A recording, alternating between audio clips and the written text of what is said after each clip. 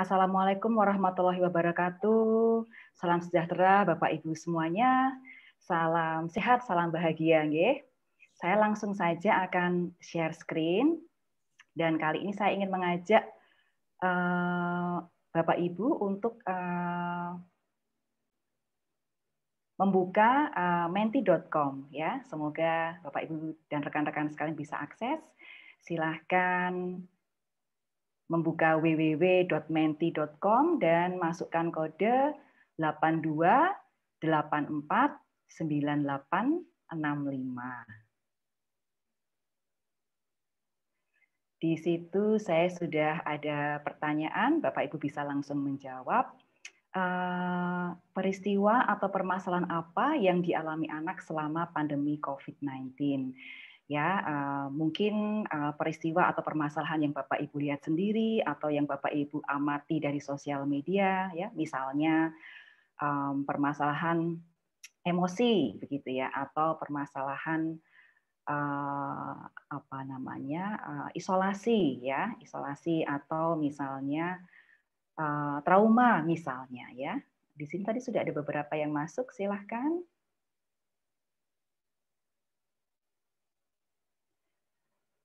Bu Rina, apakah hasilnya bisa langsung terlihat di situ, di layar? Ya, sudah langsung masuk.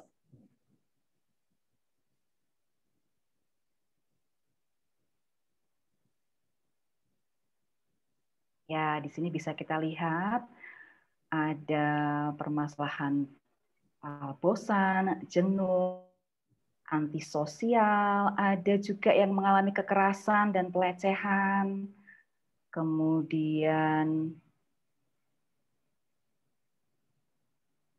empati berkurang, kehamilan remaja,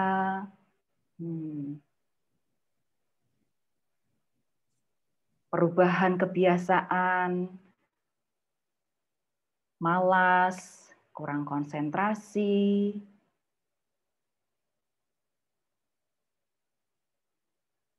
tidak tertib, ya,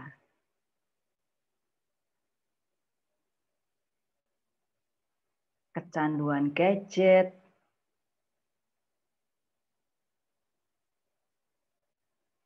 baik.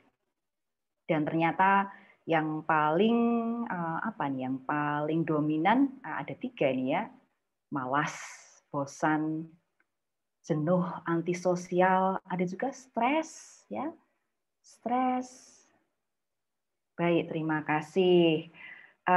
Sekarang kita ke pertanyaan yang kedua ya Bapak Ibu. Saya lanjutkan ke pertanyaan kedua. Ups.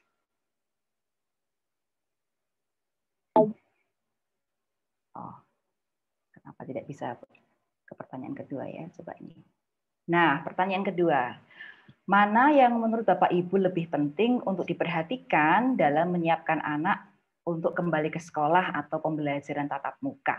Ya, akademiknya atau sosial emosionalnya?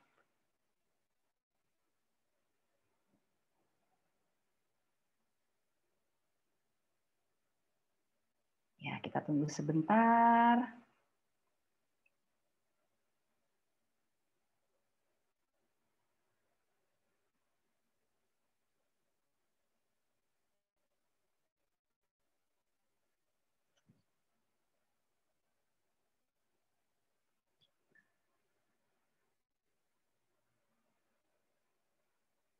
Ya, kita tunggu sebentar lagi, mungkin sampai mencapai sekitar 100 ya. Di sini kita bisa lihat mayoritas dari Bapak Ibu sekalian berpikir bahwa lebih penting ya sosial emosionalnya untuk diperhatikan ketimbang persoalan akademik.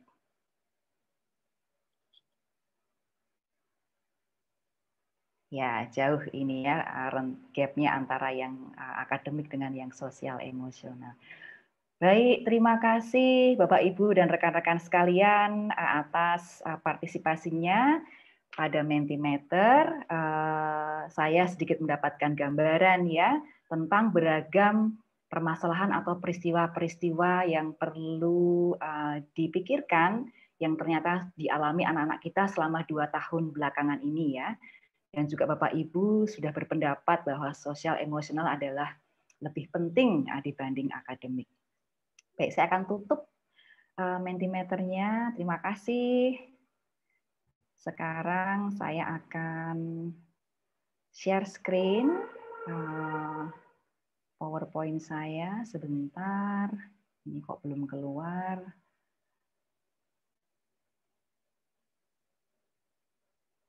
Mohon ditunggu sebentar, masih berproses. Nah, ini dia. Oke. Bu Rina, apakah terlihat? Ya, jelas, Bu. Oh, baik, terima kasih. Ya. Baik, dalam kesempatan webinar kali ini saya mengambil fokus topik tentang perkembangan sosial emosional anak dan transisi sekolah ya.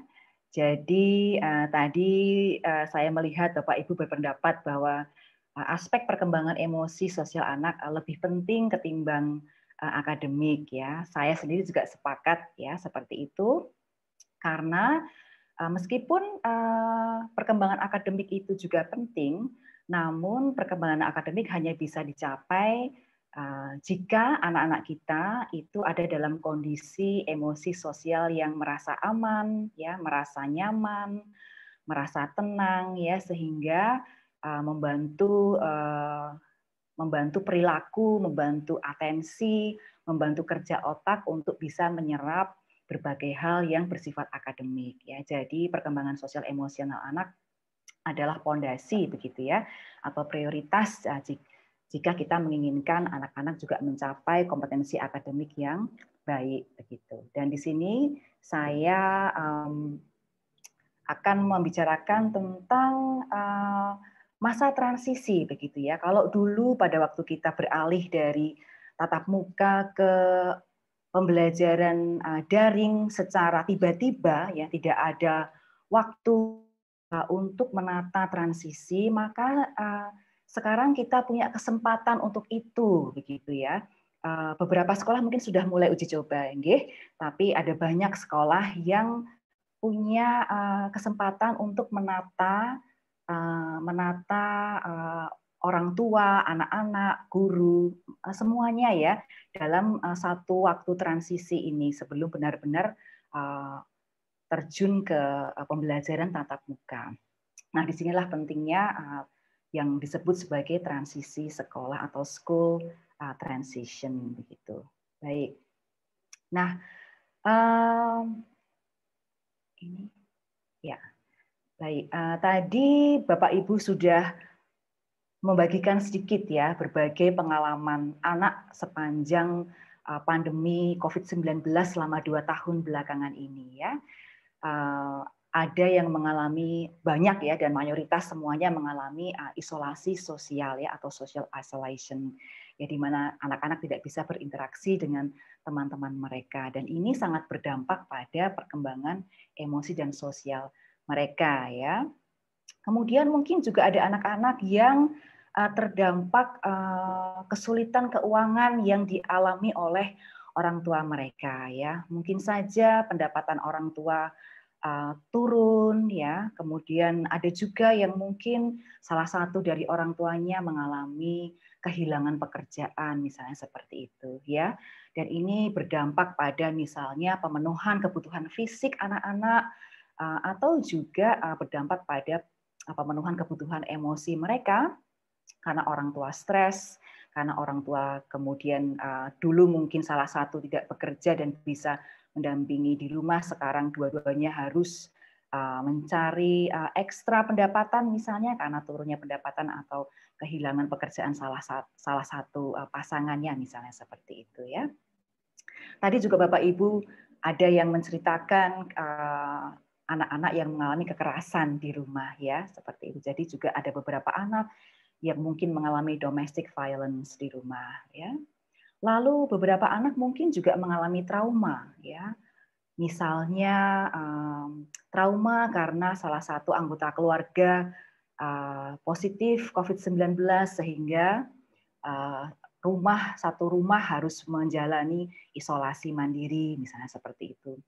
atau trauma karena salah satu orang tuanya positif COVID-19 atau bahkan kehilangan anggota keluarga misalnya seperti itu, atau mungkin dirinya sendiri ya yang terinfeksi COVID-19 sehingga menjalani perawatan, menjalani isolasi ya di rumah sakit seperti itu ya. Jadi ada beragam pengalaman yang dialami oleh anak-anak kita selama 2 tahun belakangan ini ya. Dan sejauh mana anak-anak kita itu menginterpretasi, merespon pengalaman-pengalaman tersebut, apakah mereka bisa menunjukkan coping yang sehat ya, tetap menjaga kesehatan mental, sangat tergantung dari beberapa variabel ya. Pertama variabel dari peristiwa-peristiwa ini sendiri gitu ya. Bisa saja peristiwa-peristiwa ini intensitasnya mendalam begitu ya, atau tingkat keparahannya tinggi atau rendah mungkin ya, dan juga dari sisi durasinya, apakah peristiwa-peristiwa ini berlangsung cepat, pendek, atau berlangsung lama seperti itu. Dan juga variabel dari lingkungan ya, misalnya dukungan dari keluarga seperti apa, dukungan dari layanan kesehatan seperti apa, dan juga dukungan dari sekolah seperti apa. Ini juga sangat mempengaruhi sejauh mana anak merespon berbagai peristiwa seperti ini. Dan yang terakhir adalah variabel dari diri dalam anak itu sendiri ya. Misalnya kematangan perkembangan mereka ya. Usia juga menentukan ya, kematangan emosi juga menentukan ya, dan juga apakah anak memiliki kemampuan coping atau keterampilan coping dalam menghadapi berbagai masalah ini.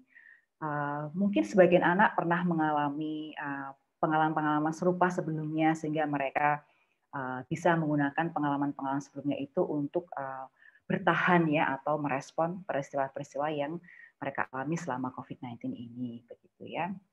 Nah, pengalaman-pengalaman tersebut tidak bisa kita abaikan ya. Itu semua akan dibawa oleh anak-anak kita ketika mereka akan memasuki pembelajaran tatap muka begitu ya. Jadi anak-anak kita ini membawa pengalaman sebelumnya yang sangat kompleks yang ini bisa mempengaruhi kondisi emosi sosial mereka, dan ini yang perlu kita perhatikan ya, kita kelola selama masa transisi ini ya, supaya kita menghindari permasalahan-permasalahan berat yang nanti justru akan muncul ya ketika pembelajaran tatap muka begitu, dan itu akan membawa dampak jangka panjang bagi anak-anak kita seperti itu. Okay. Nah, di dalam mempersiapkan anak-anak kita ya, di sini saya menawarkan atau menunjukkan satu pendekatan ya, satu pendekatan yang bisa kita ambil dalam mempersiapkan anak-anak kita memasuki pembelajaran tatap muka, khususnya menyiapkan kondisi emosi dan sosial mereka ya. Pendekatan ini disebut sebagai multi-tier system ya, atau sistem berlevel begitu ya. Di sini ada 3 level Bapak Ibu, ada level 1, level 2, level 3 ya. Dan ini bentuk gambarnya adalah segitiga, terbagi menjadi 3 level. Bapak Ibu bisa lihat dari sisi keluasan area yang dicakup juga berbeda ya. Level 1 ini sangat paling luas, kemudian level 2 ini sedikit lebih sempit, dan level 3 yang paling atas ini yang paling pucuk ini paling sedikit ya. Dari warnanya juga kelihatan ya, di sini kelihatan perbedaannya maksud saya ya. Di sini yang paling bawah level 1 ini warnanya hijau, berarti itu artinya disarankan ya untuk semua anak. Kemudian ada yang level 2, ini warnanya kuning, berarti ini sesuatu yang perlu kita perhatikan. Dan yang paling atas ini warnanya merah, ini sesuatu yang menjadi warning bagi kita ya pada anak-anak yang memiliki kondisi khusus begitu ya. Jadi level 1 ini Bapak Ibu, ini sebuah pendekatan atau intervensi yang sifatnya universal yang sebaiknya kita berikan kepada semua anak. Ya, 80-90% semua anak. Gitu sebaiknya kita berikan perlakuan ini atau program ini.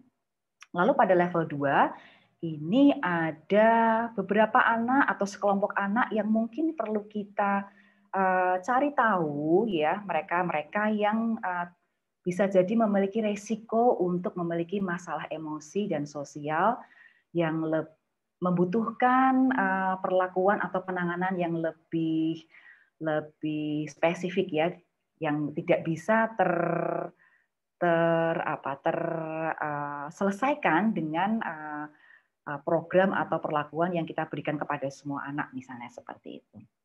Dan yang paling tinggi ini yang intensif ya, ini bisa kita berikan pada anak-anak yang punya kondisi yang khusus begitu, yang secara tingkat kebutuhan juga lebih klinis begitu ya, mungkin ya dalam hal emosi dan sosial ya. Jadi level yang pertama ini sifatnya preventif ya, level yang kedua ini sifatnya responsif dan ini respon yang cepat begitu. Lalu level yang ketiga ini sifatnya intensif. Nah, slide berikutnya saya akan memberikan contoh-contoh untuk setiap level ini, gitu ya. Nah, 4 menit lagi ya, Bu Ilga. Berapa? 4 menit. 4 menit. Loh, kok coba ya? Ya. Nah, misalnya di level yang paling bawah, Bapak Ibu sekalian, kita bisa memberikan psikoedukasi untuk semua anak, ya. Di mana di psikoedukasi ini tujuannya adalah memunculkan faktor-faktor protektif ya, supaya anak-anak terhindar, terproteksi dari berbagai macam permasalahan emosi dan sosial. Di sini tujuannya untuk membangun resiliensi anak ya, supaya mereka menjadi individu yang tahan gitu ya ketika menghadapi berbagai permasalahan emosi dan sosial. Caranya bagaimana? Yang pertama misalnya sederhana saja, mengajak anak untuk mengenali beragam emosi yang mereka rasakan begitu ya. Misalnya ketika Bapak Ibu belajar daring, tidak harus selalu itu tentang materi, tetapi ajak anak ngobrol, tanya apa yang mereka rasakan ya. Apakah mereka excited kalau nanti akan tatap muka seperti itu, atau apakah mereka punya kecemasan kalau nanti memasuki tatap muka seperti itu ya. Kemudian ajarkan beberapa tips ya atau strategi untuk coping skills dan juga regulasi diri ya. Misalnya belajar menyiapkan berbagai hal yang diperlukan ketika nanti masuk sekolah tatap muka ya. Sederhana saja, apa yang harus dibawa ke sekolah di dalam tas, apa yang harus ada, hal-hal vital apa yang harus ada ya, seperti hand sanitizer, mungkin masker, mungkin makanan yang harus dibawa sendiri dari rumah ya, seperti itu. Kemudian juga bekali hal-hal yang bisa memberi gambaran bagi anak ya ketika nanti mereka tatap muka ya, misalnya seperti apa sih kelasnya nanti ya, mereka akan duduk dengan siapa, jaraknya seberapa jauh, apa yang boleh dan tidak boleh mereka lakukan di kelas, di kantin seperti itu ya. Kalau mereka nanti di sekolah merasa bosan atau merasa cemas, bisa bicara dengan siapa, apa yang bisa mereka lakukan, boleh tidak membawa sesuatu dari rumah yang membuat mereka merasa lebih nyaman, seperti itu ya. Pada anak usia dini, contoh yang paling sederhana misalnya menggunakan masker, mengenali guru yang menggunakan masker ya, mungkin mereka akan cemas, ini siapa kok pakai masker, aku nggak kenal ya. Anak-anak usia dini kan masih seperti itu ya. Jadi pikirkan hal-hal yang bisa menyiapkan anak-anak kita, skill-skill ya, tips-tips, strategi-strategi yang membuat mereka bisa menyesuaikan diri dengan kondisi baru. Kemudian level yang kedua, kita bisa screening ya, emotional screening. Ini mengidentifikasi anak-anak yang sekiranya punya resiko akan mengalami masalah sosial emosi.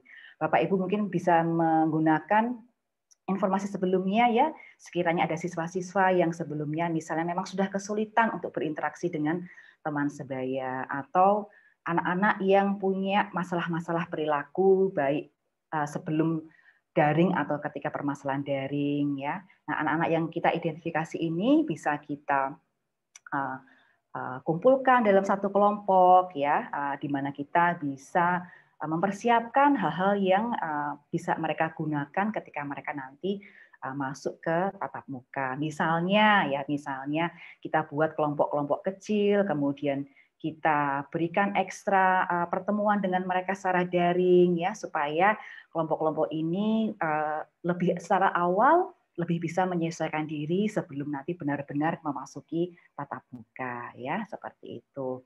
Kemudian yang terakhir ini level yang paling atas, ini adalah level ketiga, ya intervensi yang intensif ya.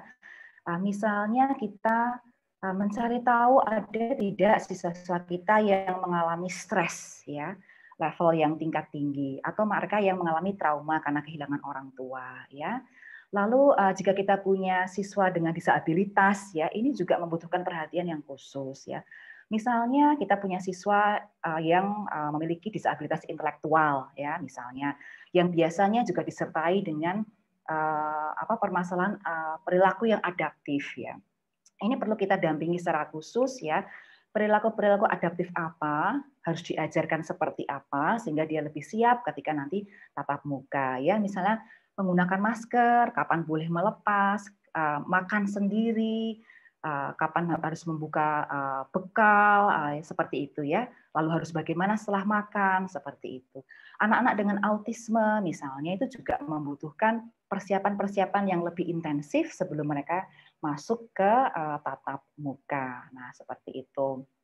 Kemudian juga anak-anak yang misalnya dari keluarga dengan sosial ekonomi yang sangat rendah begitu ya, yang misalnya selama pembelajaran daring kemarin banyak kehilangan kesempatan belajar karena tidak adanya akses, sehingga mereka mungkin merasa tidak percaya diri karena banyak tertinggal ya, seperti itu, atau tidak punya akses terhadap perlengkapan kesehatan.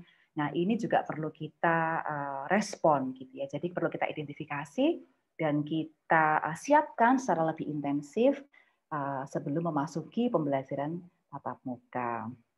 Begitu sekilas mungkin yang bisa saya sampaikan karena terbatasnya waktu. Terima kasih Bapak Ibu sekalian, nanti saya sangat mengharapkan diskusinya dalam sesi tanya jawab. Terima kasih Bu Rina, saya kembalikan pada. Oke.